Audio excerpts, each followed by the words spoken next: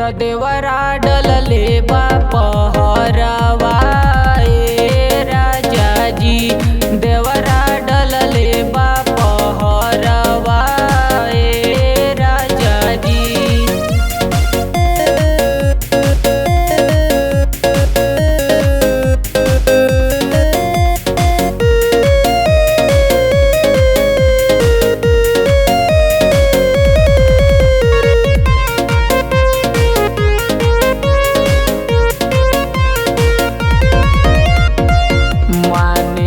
ना बात हमार डालल चाहे रंगवा, कोई दिन से बिगड़ल जाता राजा एक ढंगवा।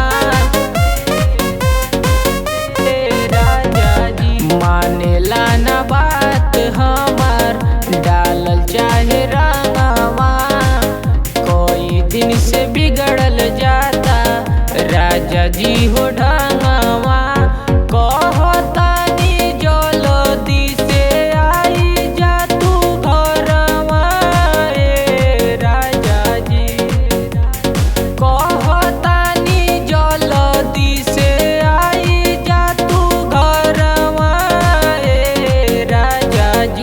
त देवरा डलले बा पहरवा ए राजा जी। त देवरा डलले बा पहरवा ए राजा जी।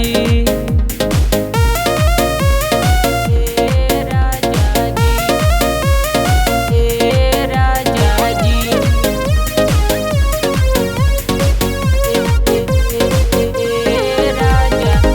चढ़ते फागुन हमार मन होता पागल हो, तुहरे चक्कर में विकास रही हम जागल हो, रही हम जागल हो।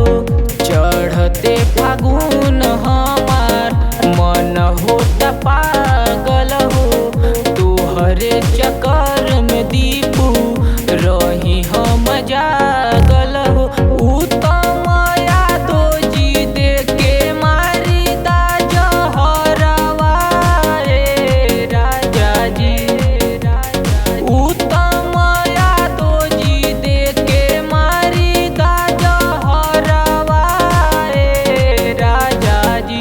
त देवरा डलले बा पहरवा